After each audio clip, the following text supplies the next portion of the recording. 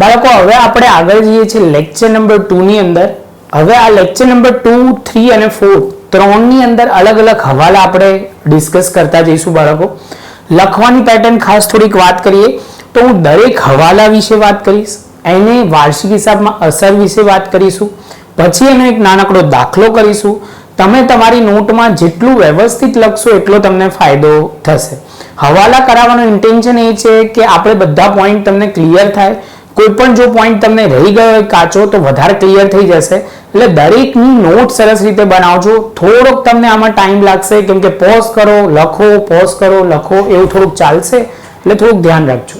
તો જુઓ, તો શરૂઆત કરીએ. સૌથી પહેલા તો આની અંદરનો બેઝિક પોઈન્ટ તમારે ક્લિયર કરવાનો છે કે એની અંદર જ્યારે પણ આ હવાલા કરીશું તો આ બધા પોઈન્ટ તમારે વ્યવસ્થિત લખતા જવાના છે.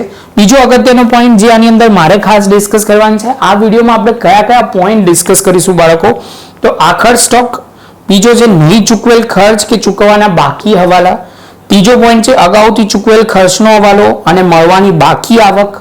પછી એનાથી આગળ જઈએ, અથવા તો એમ કીધું હશે મળવાની બાકી આવક અથવા તો અગાઉથી મળેલ આવક, એના વિશે વાત કરીશું.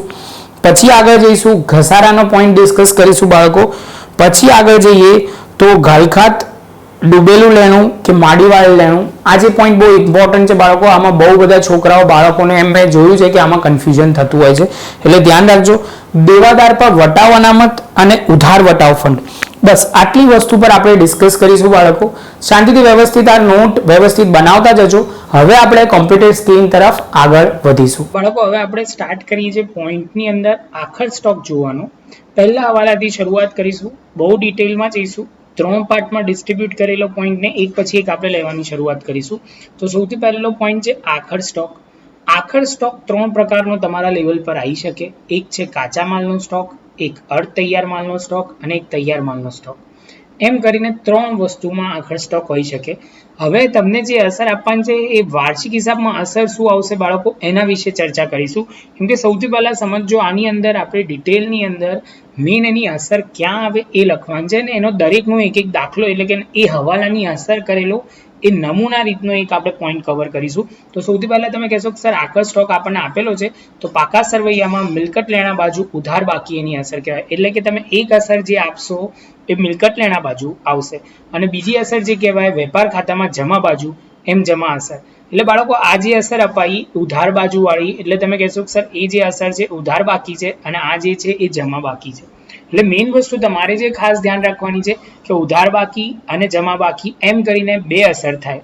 હવાલાની ઓલવેઝ ધ્યાન રાખવાની છે બાળકો, 2 અસર આવશે. કાચા સરવૈયાની 1 અસર આવશે. અને આનો પોઈન્ટ જે ઓલરેડી પહેલા કીધેલો છે પણ હું ઓલવેઝ ઉધાર અને જમા અસર એમ કરીને આપણે સમજીશું, એ ક્લિયર થઈ જશે. યાદ રાખજો, વેપાર ખાતાની જમા બાજુ આવશે અને બીજી અસર આવશે મિલકત લેણા બાજુ. આ બહુ જૂનો હવાલો છે, તમને આ ખબર જ હશે. એ ક્લિયર હોવું ખૂબ જ જરૂરી છે તમારા માટે બાળકો. હવે આગળ જઈએ તો ઉદાહરણ આપણે એક સમજીએ એટલે તમને એકદમ ક્લિયર થાય. રાજનના કાચા સરવૈયાને બહાર 31/3/2015 ના રોજ 8,000 નો સ્ટોક દર્શાવેલો છે. કેટલો સ્ટોક દર્શાવેલો છે? 8,000 નો. તારીખ 31/3/2015 ના રોજ બંધ થાય છે. એના હિસાબો એ બંધ કરે છે. હવાલા એટલે કે વાર્ષિક હિસાબમાં અસર જણાવો. આપણે હવાલા નોંધ નહીં કરીએ બાળકો, વાર્ષિક હિસાબમાં અસર જ સમજાવવાની છે. તો પહેલી અસર મેં તમને જે ખાસ કીધું એ આપણે સમજતા જઈએ. તો તમે કહેશો કે સર આખર સ્ટોક, પહેલા તો વેપાર ખાતાનું આપણે લખીશું. વેપાર ખાતું નમૂનાની અંદર પૂરા થતા વર્ષનું ને રોજનું આ 2 પોઈન્ટ પર હાઇલાઇટ કરાયેલા, એટલે અત્યારના હવે આ પોઈન્ટ પર હું અસર પર હાઇલાઇટ કરાવતો નથી, મેઇન પોઈન્ટ પર હાઇલાઇટ કરાવું છું. આખર સ્ટોકમાં વેપાર ખાતામાં લખીશું 8,000 અને પાકા સરવૈયામાં આખર સ્ટોક 8,000 આવશે. ચાલુ મિલકતોના હેડ નીચે આવશે, એટલે કે મથાળા હેઠળ આવશે. આ નાનો પોઈન્ટ પહેલા બાળકો લખવાની પેટર્ન બહુ ક્લિયર હોવી જોઈએ. જો હું તમને કહી દઉં એક વખત કે પહેલો પોઈન્ટ તમારે આ એક લખેલું છે એ લખવાનું છે. બીજા પોઈન્ટમાં તમારે આ દાખલો લખ્યો, એની અંદર તમારે વેપાર ખાતું, પહેલા તો ઉપર દાખલો લખવાનો છે. જે દાખલો છે એ આ રહ્યો, તમને કહી દઉં તો આની અંદર આ લખવાનો છે એક લાઈન, અને એની અસર હેઠળ તમારે એ સમજાવવાનું છે કે વેપાર ખાતું અને વેપાર ખાતું અને તમે કહેશો કે સર પાકા સરવૈયામાં મિલકત લેણા બાજુ અસર આવે એ. બાળકો બહુ બેઝિક થી શરૂઆત કરું છું એટલે શું થાય કે તમને બધું ક્લિયર થઈ જાય, એટલે ધ્યાનથી સમજતા જજો બાળકો. શરૂઆત કરીએ. આગળ તમે કહેશો નહીં ચૂકવેલ ખર્ચ, એટલે તમે કહેશો કે સર જે ચૂકવવાનો ખર્ચ થયો હોય એ નથી ચૂકવ્યો કે ચૂકવવાનો બાકી ખર્ચ છે એનો હવાલો આપણને વાત કરે છે. તેની અંદર શું કીધું છે એની વાત કરીએ. જે ખર્ચાઓ હિસાબી સમયગાળા દરમિયાન ચૂકવાયા ના હોય, એટલે કે જે ચૂકવવાના હોય પણ કોઈ કારણસર ચૂકવવાના બાકી હોય તેવા ખર્ચને ચૂકવવાના બાકી ખર્ચા કહેવામાં આવે છે. દાખલા તરીકે તમે સૌથી પહેલા સમજીએ ચૂકવવાનું બાકી ભાડું, ચૂકવવાનો બાકી ટેલિફોન બિલ, ચૂકવવાનો બાકી વ્યાજ, આ બધું ચૂકવવાનું આવે. તો ચૂકવવાનું બાકી એ તમારા માટે શું કહેવાય? દેવું કહેવાય. બાળકો શું કહેવાય? દેવું કહેવાય. તો પાકા સરવૈયામાં મૂડી દેવા બાજુ જમા બાકીની અસર આવશે. ક્લિયર છે બાળકો? પાકા સરવૈયામાં મૂડી દેવા બાજુ જમા બાકીની અસર આવશે. તો ઉધાર બાજીમાં તમે એમ કહેશો કે સર ઉધાર જે અસર હશે એમાં શું આવશે? એ જો જેવી રીતે સમજો મજૂરી જે છે વેપાર ખાતામાં હોય, ચૂકવવાની બાકી હોય તો મજૂરી વેપાર ખાતામાં પ્લસ કરવાની, અને તમને એમ આપ્યો કે પગાર ચૂકવવાના બાકી છે તો નફા નુકસાન ખાતાનો ઉધાર બાજુ ઉમેરવાનો. તો આ પોઈન્ટ સાથેની સાથે તમે કહેશો કે સર પહેલો પોઈન્ટ આ અમને ખબર પડી ગઈ. હવે બાળકો આગળ જઈએ તો આ પોઈન્ટ સાથે હવે એનો એક પ્રેક્ટિકલ સમ જોઈએ છે જેનો આપણે સમજવાની શરૂઆત કરીએ. તો સૌથી પહેલો પોઈન્ટ આની અંદર લઈશું વેપાર અને વેરા 11,000, વર્ષના અંતે ચૂકવવાના બાકી વેપાર વેરા 1, વેપાર અને વેરા 1,000 છે. એટલે તમારા આખા વર્ષના 11,000 તમે ચૂકવ્યા છે પરંતુ હજુ 1,000 ચૂકવવાના બાકી છે, એમ મળીને ટોટલ 12,000 ચૂકવવાના બાકી છે. તો બાળકો એની અસર તમે નીચે લખશો. પહેલા તો તમારે બે બાજુ આ ખર્ચ છે, ખર્ચ છે એટલે તમે કહેશો કે સર નફા નુકસાન ખાતામાં આવે તો એનો ભાડું અને વેરા લખ્યા 11,000 જે કાચા સરવૈયામાં આપેલા હતા. પછી તમે કહેશો કે સર આની અસર બતાવો, જે મેઇન વસ્તુ અસર જે છે ચૂકવવાના બાકી ખર્ચા 1,000 એમ કરીને 12,000 આવશે. હવાલાની અસર જે સમજવાની છે બે અસર હોય તો આની બીજી અસર આપણે અહીંયા આપીશું. તો બાળકો આની અંદર તમે પહેલા લખી કાઢશો. પહેલો પોઈન્ટ તમને એઝ યુઝ્યુઅલ કહીશ કે વાર્ષિક હિસાબની અસર લખો. પહેલા તો ચૂકવવાનું બાકીનું મથાળું આપો, એમાં વાર્ષિક હિસાબની એ જે લખી કાઢ્યા બે અસર, પછી એક દાખલો લખો અને એના પછી તમારે આ નાનકડું દોરીને લખવાનું છે. હવે એના પછી આપણે આગળ જઈએ. હવે બાળકો હવે આવે છે એના પછીનો ત્રીજો પોઈન્ટ, જે દરેક દાખલાની અંદર આ ત્રણમાંથી ગમે તે પહેલો તો એમ કહેવાય કે આખર સ્ટોક તો હોય જ, પણ હવે જે આપણે 4 પોઈન્ટ લઈશું એમાંથી ગમે તે એક હવાલો તો હોય જ. તો શરૂઆત કરીએ અગાઉથી ચૂકવેલ ખર્ચ. અગાઉથી ચૂકવેલ ખર્ચ એટલે બાળકો સમજો કે તમારે ચૂકવવાના આ વર્ષના નહોતા, તમે જે વર્ષમાં બેઠા છો એ વર્ષમાં નથી ચૂકવવાના, પરંતુ તમે અગાઉથી એના પછીના વર્ષના ચૂકવીને બેઠા છો તો એને કહેવાય અગાઉથી ચૂકવેલ ખર્ચ. તો હવે એના વિશે પ્રોપર વાંચીએ તો આપણને ઇન્ફોર્મેશન કંઈક આપ્યું છે. કેટલાક ખર્ચા સામાન્ય રીતે અગાઉથી ચૂકવવામાં આવે છે, જેવા કે વીમા પ્રીમિયમ, કરવેરા, લવાજમ વગેરે ખર્ચા આવતા વર્ષ માટે જેટલા ચૂકવવાના હોય તેટલા પ્રમાણમાં ખર્ચ તરીકે ધ્યાનમાં લેવાય નહીં, તેટલી રકમ બાદ કરવામાં આવે છે. હવે કેવું હોય કે ધારો કે તમારે જે હતા 100 રૂપિયા આ વર્ષે ચૂકવ્યા, જેમાંથી 20 રૂપિયા જે હતા એ અગાઉથી ચૂકવેલા છે, તો અગાઉથી ચૂકવેલ હોય તો એ બાદ કરવા પડે, તો 80 તમારે લખવા પડે. અને અગાઉથી ચૂકવેલ ખર્ચાની બાદ કરીએ નફા નુકસાનની અસર આપી. બીજું આ તમારી મિલકતો કહેવાય, જેના વિશે આપણે વાત કરીએ નીચે અસર, હિસાબી અસર. તો તમે કહેશો કે સર પહેલી વસ્તુ તો આની અંદર લખવાની છે વાર્ષિક હિસાબમાં અસર, તો એમાં વેપાર ખાતું અથવા નફા નુકસાન ખાતામાંથી જે તે ખર્ચમાંથી બાદ થાય, આ અસર કહેવાય જમા બાકી. આ જમા બાકી યાદ ના રહે તો બહુ ફરક નથી પડતો, આ અસર યાદ રાખજો કેમ કે જમા બાકી ક્યારે આવવાની નથી. અને બીજું જે ખાસ સમજવાનું છે, પાકા સરવૈયામાં મિલકત લેણા બાજુ ચાલુ મિલકતો તરીકે દેખાડવામાં આવે છે. બાળકો બહુ સિમ્પલ પોઈન્ટ છે, પાકા સરવૈયામાં મિલકત લેણા બાજુ ચાલુ મિલકતો તરીકે દેખાડવામાં આવે. ક્લિયર બાળકો? આ પોઈન્ટ પત્તાની સાથે પછી આપણે આગળ જઈ શકીએ, જેની અંદર આપણને ઇન્ફોર્મેશન હવે કંઈક આપી છે આ પ્રકારે. આ તમે પોઝ કરીને આટલો પોઈન્ટ લખી કાઢો વ્યવસ્થિત રીતે, પછી આપણે આગળ જઈએ. હવે તમે લખી લીધું હશે તો એના પછીના પોઈન્ટમાં કંઈક આ રીતની ઇન્ફોર્મેશન આપી છે આપણને. અલયનું 31/3/2015ના રોજનું કાચું સરવૈયું નીચે મુજબ છે. વીમા પ્રીમિયમ આપી છે 15,000 અને ચૂકવેલ વીમા પ્રીમિયમ, અગાઉથી ચૂકવેલ વીમા પ્રીમિયમ 3,000 છે. 15,000માંથી 3,000 તમે અગાઉથી ચૂકવેલા છે. તો હવે એના વિશે વાત કરીએ બાળકો. તો સૌથી પહેલાં વાર્ષિક હિસાબમાં અસર. વાર્ષિક હિસાબમાં અસર શું આપ્યું છે? નફા નુકસાન ખાતામાં ઉધાર બાજુ વીમા પ્રીમિયમમાંથી બાદ કરવામાં આવશે. નફા નુકસાન ખાતામાંથી વીમા પ્રીમિયમમાં બાદ થશે અને પાકા સરવૈયામાં મિલકત લેણા બાજુ ચાલુ મિલકતોમાં, બાળકો આ હાઇલાઇટ કરજો, ચાલુ મિલકતો બહુ અગત્યનું છે, ચાલુ મિલકતોમાં દેખાડવામાં આવે. જ્યાં બોલ્યા એ હવે આની અંદર લખતા જઈએ. સૌથી પહેલાં તો તમે કહેશો કે સર વીમા પ્રીમિયમમાં તમે લખ્યું 15,000, અગાઉથી ચૂકવેલ 3,000 એમ કરીને 12,000 આવશે. અને બીજી અસર અગાઉથી ચૂકવેલ વીમા પ્રીમિયમ એના 3,000 મિલકત લેણા બાજુ આપણે લખીશું. તો બાળકો આથી અગાઉથી ચૂકવેલ ખર્ચની વાત.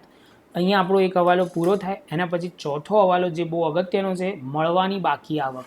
તો બાળકો હવે આપણને વાત કરે છે મળવાની બાકી આવક. તો મળવાની બાકી આવક એટલે શું? તો તમે કહેશો કે સર એવી આવકો કે જે હજુ મળી નથી, આ વર્ષમાં મળવાની હતી. પહેલી વસ્તુ તમને એમ કે મળવાની આવક એટલે તમારા માઇન્ડમાં આવવું જોઈએ નફા નુકસાન ખાતાની બાકી નફા નુકસાન બાજુની જમા બાજુ તમારે લખવાનું છે. તો આપણને આપેલું હશે હિસાબી વર્ષના અંતે રોકાણોનું વ્યાજ, કમિશન, ભાડું વગેરે આવકો લેણી થાય છે. એટલે કે આપણે આ રૂપિયા લેવાના થાય છે, પરંતુ તેમાંથી કેટલીક આવકો હજુ મળવાની બાકી હોય, જે હજુ સુધી મળી ના હોય, તો એની અસર શું આવે? તો તમે કહેશો કે સર જે તે નફા નુકસાન ખાતામાં, એટલે કે આવકનું જે તે નામ હોય એ નફા નુકસાન ખાતામાં જમા બાજુ ઉમેરવામાં આવે છે. નફા નુકસાન ખાતામાં જમા બાજુ જે તે આવકમાં ઉમેરવામાં આવે છે. અને બીજી અસર ક્યાં ધ્યાન રાખવાની છે? પાકા સરવૈયામાં મિલકત લેણા બાજુ ચાલુ મિલકતો તરીકે દેખાડવામાં આવે છે. બાળકો આ તો આપણો મેઇન પોઈન્ટ આની જેની આપણે વાત કરી. હવે આપણે જઈશું એની એક દાખલા, પ્રેક્ટિકલ દાખલા તરફ, તો તમને વધારે ક્લિયર થશે. તો આપણને ઇન્ફોર્મેશન જે આપી છે એના પ્રમાણે જઈએ. સંકેતનું 31/3/2015 રોજનું કાચું સરવૈયું આપણને આપેલું છે.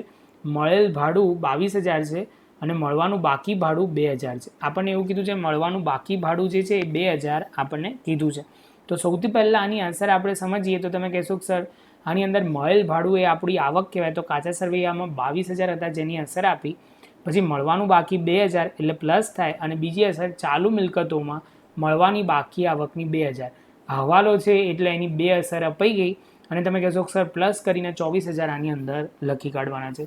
બાળકો બહુ સિમ્પલ પોઈન્ટ છે, શાંતિથી તમે લખતા જાઓ, આ બધા તમને બહુ જલ્દી યાદ રહી જશે, બહુ વાંધો આવશે નહીં. બાળકો આ તો આપણો પોઈન્ટ નંબર 4 જેમાં આપણે ડિસ્કસ કર્યો. તમે કહેશો કે સર આની અંદર શું ડિસ્કસ કર્યું? તો તમે કહેશો કે સર મળવાનું આપણે એમ કહેવાય બાકી આવક વિશે વાત કરી. જ્યારે આની અંદર હવે આપણે જઈએ છીએ, ઘણી વખત એવું પણ હોય કે આવકો જે હોય એના કરતાં આપણને એડવાન્સમાં મળી ગઈ હોય. શું હોય બાળકો? એડવાન્સમાં આવક મળી જાય તો કેવી રીતે આપણે એને એન્ટ્રી કરીશું?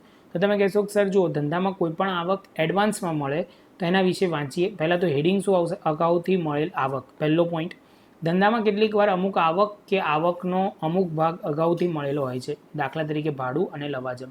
આ બધી વસ્તુ કેવું છે? અગાઉથી કોઈક વાર મળી ગઈ હોય. તો એના પછી આપણે શું લખીશું? તો એની અંદર આપણે સમજીએ સૌથી પહેલાં નફા નુકસાન ખાતામાં જમા બાજુ જે તે આવકમાંથી બાદ કરવામાં આવે છે. નફા નુકસાન ખાતામાં જે તે આવકમાંથી એ બાદ કરવામાં આવે. અને બીજી અસર શું આવે બાળકો? પાકા સરવૈયામાં મૂડી દેવા બાજુ ચાલુ દેવા તરીકે દર્શાવવામાં આવે છે. પાકા સરવૈયામાં મૂડી દેવા બાજુ ચાલુ દેવા તરીકે દર્શાવવામાં આવે છે. ધ્યાન રાખજો બાળકો, 2 અસર કીધી. એક જે નફા નુકસાન ખાતામાં જે તે આવકમાંથી બાદ કરવાની છે, અને બીજી પોઈન્ટ શું કીધું છે? જમા બાકી આપણને કીધું છે જે પાકા સરવૈયામાં મૂડી દેવા બાજુ ચાલુ દેવા તરીકે. બાળકો જે હાઇલાઇટ કરજો એ ચાલુ દેવા, હું આ બહુ હાઇલાઇટ કરું છું, આ પોઈન્ટ ધ્યાન રાખજો, આ ભૂલ થવી જોઈએ નહીં. બાળકો આ બહુ નાના પોઈન્ટ છે પણ બહુ અગત્યના છે, એટલે ધ્યાનથી સમજવા. એક એક વસ્તુ પર આ પોઈન્ટ લખાવાનું એ છે કે આટલું ડિટેલમાં લખશો તો તમારે આ હવાલામાં ક્યારેય ભૂલ નહીં પડે. અને દાખલામાં જોશો તો આના વગર દાખલો બને જ નહીં. ક્યાંક એક ગુપ્ત હવાલો હશે, ક્યાંક તમને કોઈક ને કોઈક રીતે ઇન્ફોર્મેશન આપણને આપેલી હશે. ગુપ્ત હવાલા વિશે પણ આપણે વિડીયો બહુ ડિટેલમાં બનાવી છે બાળકો, એ ધ્યાનથી સમજજો તો તમને બહુ વાંધો આવશે નહીં. તો હવે આગળ જઈએ. ઉદાહરણ નંબર 9માં શું કહે છે બાળકો? તો એમ એમ કહે છે માનસીનું 31/3/2015 રોજનું કાચું સરવૈયું આપણને આપેલું છે બાળકો. એમાં કાચું સરવૈયું આપેલું છે, એમાં મળેલ ભાડું જે છે 26,000 છે, એટલે આપણી આવક છે. શું છે બાળકો? આવક છે, મળેલ છે એટલે. અને અગાઉથી કેટલું મળી ગયું છે? 2,000નું છે, જે આ વર્ષનું નથી, એની પછીના વર્ષનું છે, એટલે કે આગળના વર્ષનું છે, અગાઉથી મળી ગયું છે. તો તમે કહેશો જે તે આવકમાંથી એ બાદ કરવું પડે. પહેલાં તો લખવું પડે નફા નુકસાન ખાતું. નફા નુકસાન ખાતામાં તમારે ધ્યાન રાખવાનું છે મળેલ ભાડું 26,000, એમાં અગાઉથી મળેલ ભાડું 2,000 છે, અને આઉટર કોલમમાં આવે 24,000, અને મળેલ ભાડું હતું 26,000, એમાંથી 2,000 માઇનસ કરીશું તો આઉટર કોલમમાં આવશે 24,000. અને બીજી જે અગત્યનો પોઈન્ટ છે આપણે જે ધ્યાન રાખવાનું છે, મૂડી દેવા બાજુ આપણે લખવાનું છે. તો મૂડી દેવા બાજુ બાળકો આની અંદર ધ્યાન રાખીશું, ચાલુ દેવામાં અગાઉથી ચૂકવેલ ભાડું 2,000 તરીકે દર્શાવાશે. બાળકો બહુ શાંતિથી આપણે આ 5 હવાલાનું ડિસ્કસ કર્યું એ શાંતિથી તમે નોટમાં લખી લો. પછી આપણે હજુ 1-2 પોઈન્ટ તરફ આગળ વધીએ. બાળકો હવે જે પોઈન્ટ આવી રહ્યો છે એ કહેવાય બિન ચાલુ મિલકતો, એટલે કે જે ચાલુ મિલકતો નથી એવી મિલકતો, સ્થિર મિલકતો, કાયમી મિલકતો અંગેનો હવાલો છે. આ હવાલો બહુ જ અગત્યનો બાળકો, કેમ કે દાખલામાં આ પણ હવાલો તમે જોશો તો હશે ને હશે જ. તો એની અંદરના હવાલામાં આપણને શું ઇન્ફોર્મેશન આપી છે એના વિશે થોડીક ચર્ચા કરીએ. ધંધાની વિવિધ કાયમી મિલકતોમાં વપરાશ તથા અન્ય પરિબળોને કારણે જેના ઉપયોગિતાના મૂલ્યમાં ઘટાડો કરવામાં આવે કે ઘટાડો થાય તેને ઘસારો કહેવાય. આ એકચ્યુઅલી તમે 11માં બહુ સરસ રીતે સમજી ગયા છે કે ઘસારો કોને કહેવાય, એના વિશે વાત કરી છે બાળકો. ઘસારો એક પ્રકારનો ખર્ચ છે. શું છે બાળકો? એક પ્રકારનો ખર્ચ છે. તેની ઘસારા ખાતે નોંધ ઉધારાય છે. તેને ઘસારા ખાતે શું કરાય છે બાળકો? તેને ઘસારા ખાતે ઉધારવામાં આવે છે અને મિલકતની કિંમતમાં ઘટાડો થતો હોવાથી મિલકત ખાતે જમા થાય છે. તો બાળકો આની બે અસરો ક્યાં ક્યાં આવશે એ ખાસ સમજો. તો તમે પહેલાં કહેશો કે સર નફા નુકસાન ખાતામાં ઉધાર બાજુ દર્શાવવામાં આવે છે, અન્ય ખર્ચા હેઠળ દર્શાવવામાં આવે છે. બાળકો ધ્યાન રાખજો, આમાં બોલું છું લખ્યું નથી એ તમે ખાસ લખી કાઢજો. અને પાકા સરવૈયામાં મિલકત લેણા બાજુ કાયમી મિલકતોમાંથી બાદ કરવામાં આવે છે. પાકા સરવૈયામાં મિલકત લેણા બાજુ કાયમી મિલકતમાંથી આ બાદ કરવામાં આવે છે, જે તમારે ધ્યાન રાખવાનું છે બાળકો. જે સૌથી પહેલાં કાયમી મિલકતો જ લખવામાં આવે છે પાકા સરવૈયામાં, એ ધ્યાન તમારે રાખવાનું છે બાળકો. તો શરૂઆત કરીએ તો સૌથી પહેલાં ઉદાહરણ નંબર, આની અંદર ઉદાહરણથી લેવા દેવા નથી, આપણે તો દાખલા નંબર રીતે લઈએ છીએ બાળકો. તો જો શરૂઆત કરીએ. ગોપીનું 31/3/2015ના રોજનું કાચું સરવૈયું આપેલું છે, યંત્રો આપણને કીધા છે અને એના 3 લાખ છે અને એના પર હવાલો છે. યંત્ર પર ઘસારો 10% લેખે ગણવાનો છે. યંત્ર પર કેટલો ઘસારો ગણવાનો છે બાળકો? 10% લેખે ઘસારો ગણવાનો છે. તો સૌથી પહેલાં શરૂઆત કરીએ બાળકો. તો એની અંદરના હવાલામાં આપણે કેવી રીતે લખીશું?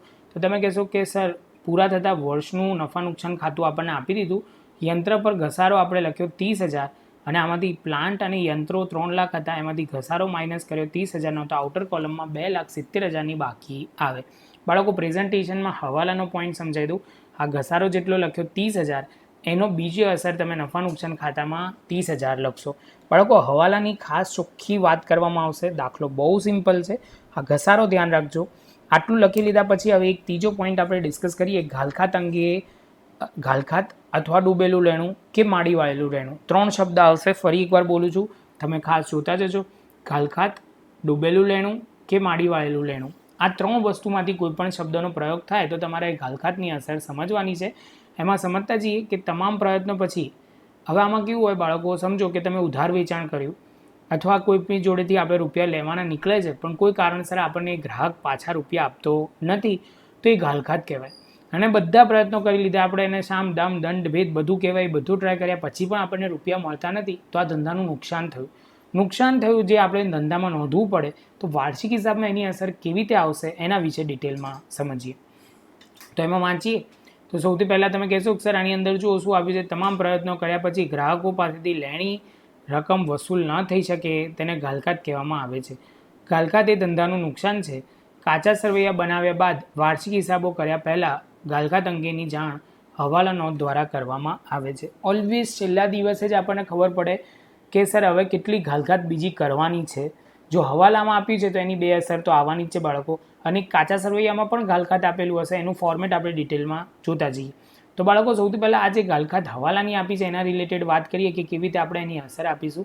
તો તમે કહેશો કે સર જો અસરમાં બહુ સિમ્પલ છે. વાર્ષિક હિસાબમાં અસર તમે લખશો, નફા નુકસાન ખાતામાં ઉધાર બાજુ દર્શાવાય, નફા નુકસાન બાજુ ઉધાર બાજુ દર્શાવાશે અને પાકા સરવૈયામાં મિલકત લેણા બાજુ દેવાદારમાંથી બાદ કરવામાં આવશે. પાકા સરવૈયામાં મિલકત લેણા બાજુ મિલકત લેણા બાજુ દેવાદારોમાંથી બાદ કરવામાં આવશે. તો બાળકો એક પોઈન્ટ વાંચીએ એટલે વધારે ક્લિયર થશે કે રાજેશ તારીખ 31/3નું કાચું સરવૈયું આપણને આપેલું છે. દેવાદારો આપ્યા છે 3,56,000, એમાંથી આપણને કીધું છે દેવાદારોમાંથી 6,000 ઘાલખાત માડી વાળવાની છે. કેટલી બાળકો માડી વાળવાની છે? 6,000 માડી વાળવાની છે. તો જો તો સૌથી પહેલાં શરૂઆત કરીએ. તો એમાં સૌથી પહેલાં આની અંદર થોડુંક લખેલું છે, કેમ કે એકચ્યુઅલી આ રેકોર્ડિંગ સર બીજી વાર કરે છે. ઓલરેડી એકવાર થઈ ગયું હતું, પરંતુ ટેકનિકલ ઇસ્યુના કારણે આ પોઈન્ટ આપણે ફરી ડિસ્કસ કરીએ છીએ, એટલે આ બધું ઘણું ખરું ફરી આપણે કરીએ છીએ. ચલો એ વાત જવા દઈએ, મેઇન પોઈન્ટ પર આવો. તો દેવાદારો આપણને કહેવામાં આવે છે, દેવાદારો ચાલુ મિલકતોમાં પહેલાં તો લખ્યું, એમાં તો 3,56,000 લખ્યું, એમાંથી ઘાલખાત 6,000 માઇનસ કરીને 3,56,000 એટલે કે 3,50,000 લખાશે. બીજી અસર ઘાલખાતની આવશે 6,000, જે અહીંયા તમારે લખવાની છે. બહુ જ અગત્યનો હવાલો, ઇમ્પોર્ટન્ટ ટીક કરી દેજો. હવે પછી એના પછી આગળના હવાલામાં આપણે આગળ વધીએ. બાળકો હવે જે પોઈન્ટ લઈએ છીએ, 2 પોઈન્ટ આપણે ખાસ ધ્યાનથી કરવાના છે, જેનું ફોર્મેટ સમજવાનું છે, કે જે ખાસ ધ્યાનથી સમજજો, આનું મિનિંગ સમજજો. આનો અસર આપણે ઓલરેડી હું તમને ફોર્મેટ એક લખાઈ દઉં છું, એમાં વધારે ક્લેરિટી આવશે ઉદાહરણ કરતાં. જે આપણે લખતા જઈએ પહેલાં સમજી લઈએ કે આનું પહેલાં કયું ડિસ્કસ કરવાનું છે. તો આમાં તમે કહેશો કે સર આપણને જે ઇન્ફોર્મેશન આપી છે એ સૌથી પહેલો પોઈન્ટ આની અંદર છે ઘાલખાત અનામત કે શકમન લેણાની જોગવાઈ, અથવા તો બીજું નામ છે ડૂબત નીતિ કે શકમન લેણા અનામત. 3 નામ આપ્યા, ઘાલખાત અનામત, બીજું આપ્યું શકમન લેણાની જોગવાઈ, ત્રીજું આપ્યું ડૂબત નીતિ કે શકમન લેણા અનામત. તો સૌથી પહેલાં સ્ટાર્ટ કરીએ આની અંદર. તો ધંધામાં જે લેણું શકમન છે અથવા તો કદાચ ભવિષ્યમાં દેવાદારો પાસે વસૂલ ના મળે અને આ રકમ ગુમાવી પડે તેવી શંકા હોય તે માટે ચાલુ વર્ષના નફામાંથી જોગવાઈ કરવામાં આવે છે.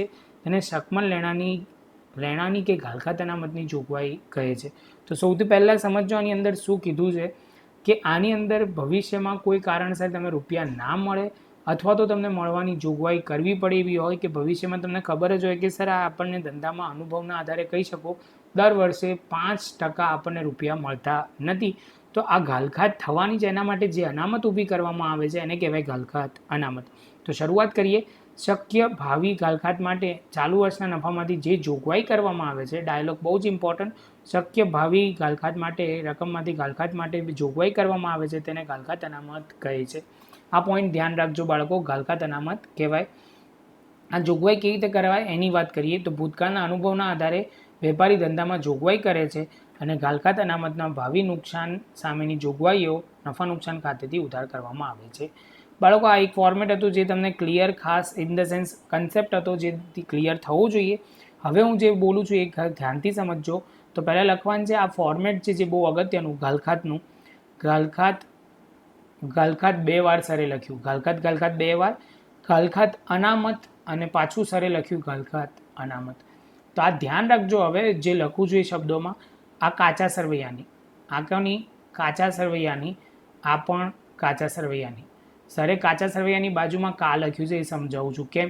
એના પછી આપણે જે ખાસ લખવાનું છે એની પછી હવાલાની અને હવાલાની, તો આજુબાજુ કાકા વચ્ચે હવાલા, આ રીતની ટેકનિક છે યાદ રાખવાની. આ જે ઘાલખાત આપી હોય કાચા સરવૈયાની લખવાની, તો બીજી ઘાલખાત હવાલામાં આપેલી હોય એ લખવાની, બીજું ઘાલખાત અનામત 2 લખવાની છે, એક હવાલાની ને એક કાચા સરવૈયામાં. આ ત્રણેય પહેલાં બાળકો સમજી લેજો, આ 3 પ્લસ થશે. આ શું થશે? આ 3 પ્લસ થશે, એમાં ઘાલખાત અનામત કાચા સરવૈયાની બાદ થશે. બસ એક આટલો નાનો પોઈન્ટ હતો જે ધ્યાન રાખવાનો છે. આ લખી કાઢો જે ધ્યાન રાખવાનું છે. દેવાદારનું એક ફોર્મેટ કહી દઉં જે બહુ અગત્યનું મને લાગે છે અત્યારના ડિસ્કસ કરવું જોઈએ. દેવાદાર પ્લસ અહીંયા એક લખવાનું છે નહીં નોંધેલ ઉધાર વેચાણ. ઉધાર વેચાણ દાખલામાં નોંધવાનું બાકી હોય તો પ્લસ કરવાનું. આનો આપણે હવાલો લઈશું પણ હવે આ ફોર્મેટ લખાઈએ છીએ તો ડિટેલમાં લખાઈ દઈએ બાળકો. પછી તમે ઘાલખાત લેવાનું આવે, ઘાલખાત પહેલાં ઘાલખાત, પછી તમે કહેશો કે સર ઘાલખાત પતે એનું થાય એના પછી ઘાલખાત અનામત. ધારો કે અહીંયા 100 રૂપિયા આવે તો એની પર ગણવાના, નહીં કે ઉપર આપેલા હોય દેવાદાર એની પર. ખાસ ધ્યાન રાખજો તમારે એની પર ગણવાનું આવે. એમાંથી જે પોઈન્ટ આવે એમાંથી હજુ એક તમને આગળ જતા આવશે. તમે કહેશો કે સર કયો? તો દેવાદાર પર વટાવ અનામત. તો દેવાદાર પર વટાવ અનામત આપણે આની પર કેલ્ક્યુલેશન કરીશું અને એનો જે આન્સર આવે એ આપણે આની અંદર લખવાનો છે. બાળકો આ પોઈન્ટ બહુ જ અગત્યનું.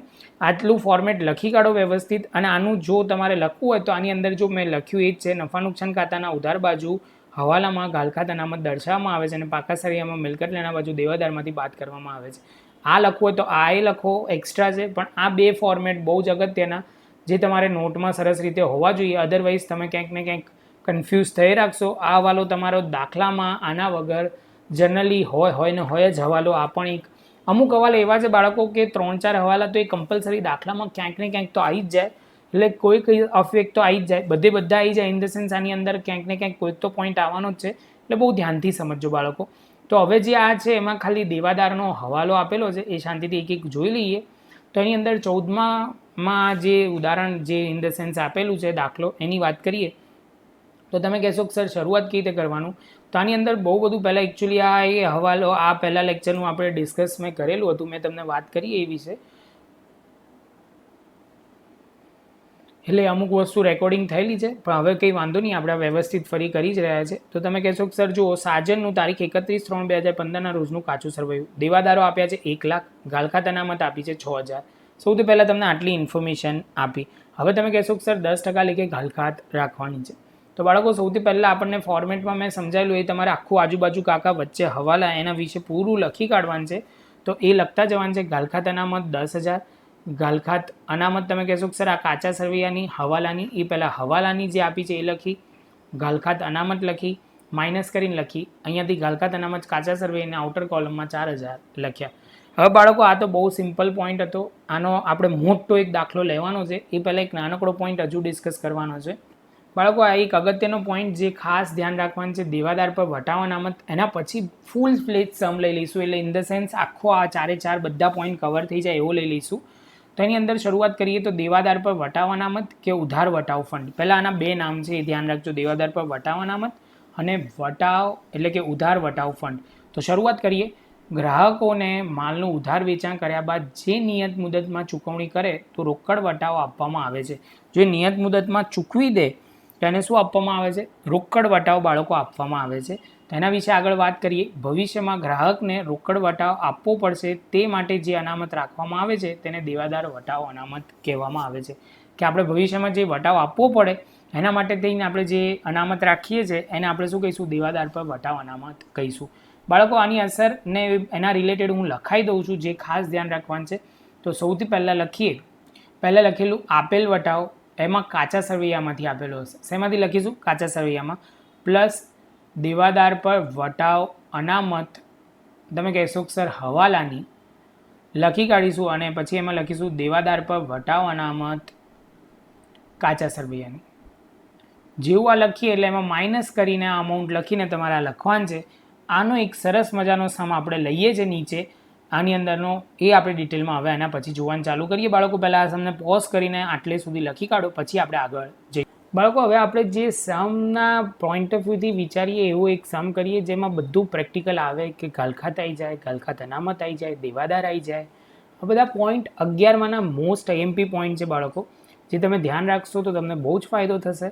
તો શરૂઆત કરીએ. સૌથી પહેલાં જે અમને ઇન્ફોર્મેશન આપવામાં આવી છે બાળકો, શું આપવામાં આવી છે? તો તમે કહેશો કે સર મહિનાના તારીખ 31/3/2015ના રોજનું કાચું સર્વેમાંથી નીચેની બાકી લેવામાં આવી છે, જેમાં દેવાદારો આપ્યા છે, ગાલખાત અનામત, આપેલ વટાવ, ગાલખાત, દેવાદાર પર વટાવ અનામત, આટલી આપણને ઇન્ફોર્મેશન આપી છે. સૌથી પહેલાં બાળકો આ જે બાકીઓ આપી છે એમાંથી આપણે કઈ વસ્તુઓ ધ્યાનમાં લઈશું? તો તમે કહેશો કે સર જો સૌથી પહેલાં આ ગાલખાત જે આપી છે એને આપણે કાચા સરવૈયાનો વર્ડ યુઝ કરીશું. પછી તમે કહેશો કે સર આ એક કાચું સરવૈયું, બધે કાચા સરવૈયામાં આપેલા છે એવું કહી શકો.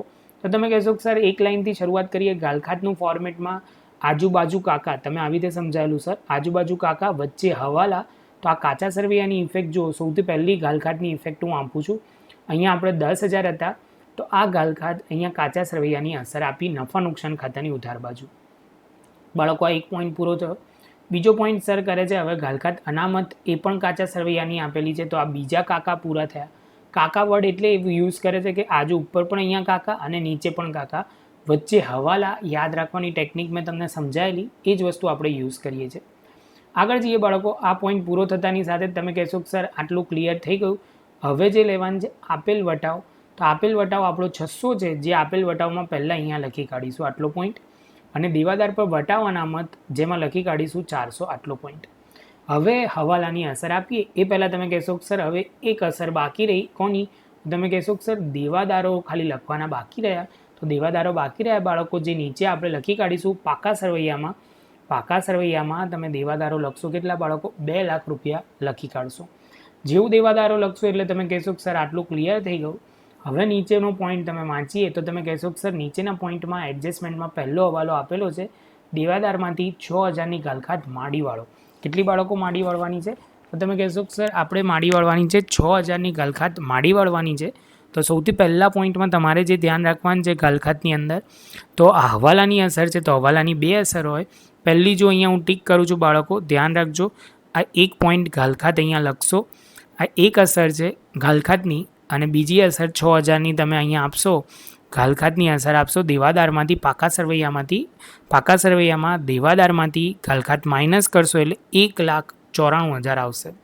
બાળકો આ પોઈન્ટ થઈ હવાલાની 2 અસર. પહેલી લખી પેલા ફોર્મેટની અંદર, બીજી લખી તમે ગાલખાતની અંદર, એટલે કે તમે કહેશો મિલકત લેણામાં દેવાદારમાંથી ગાલખાત માઇનસ કર્યું.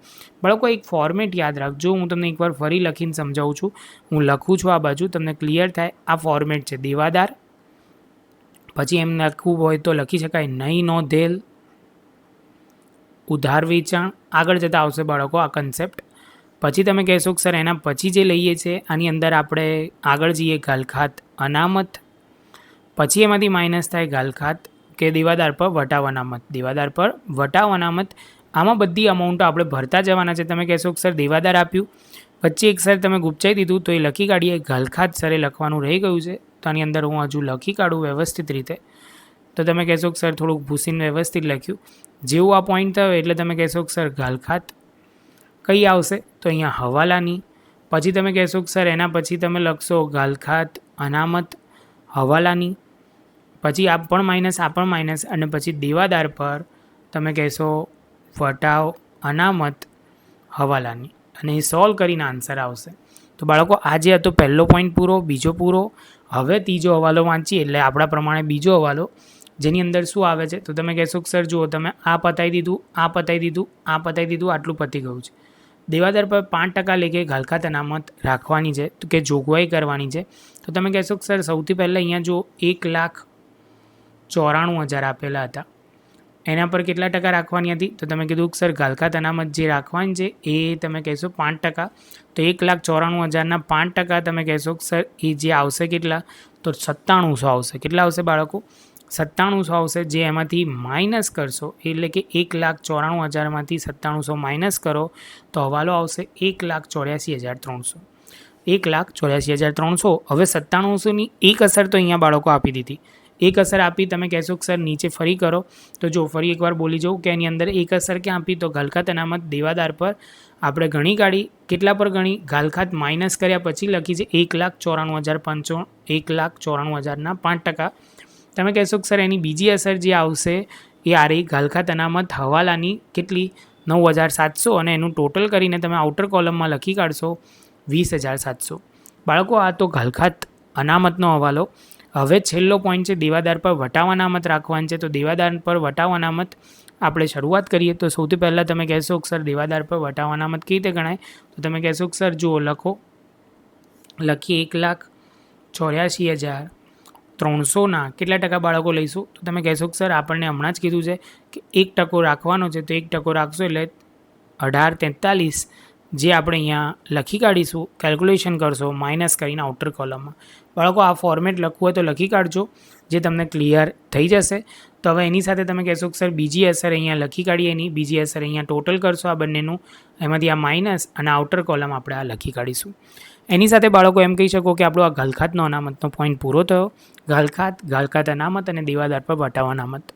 બાળકો હજુ આને આપણે વિડીયોને થોડીક લાંબી કરવી છે. ઇન ધ સેન્સ નવો એક ટૉપિક કવર કરવો છે પણ આ વિડીયોમાં લાંબી નહીં કરીએ. લેક્ચરમાં આપણે અહીંયા જ પૂરી કરીશું. આગળ જતાં ગુપ્ત હવાલા માલના હવાલા ઇન ધ સેન્સ જેની અંદર આપણે કોઈ પણ માલ ગયેલ અધર રીતે કહીએ છીએ અધર દેન વેચાણ એટલે કે ગુડ્સ.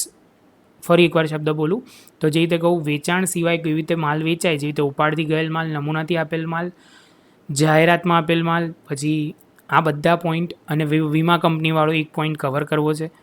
એ પોઈન્ટ કવર કરવાના છે ને ગુપ્ત હવાલા. બસ આટલા પોઈન્ટ આપણે હવે આગળની વિડીયોમાં કવર કરીશું.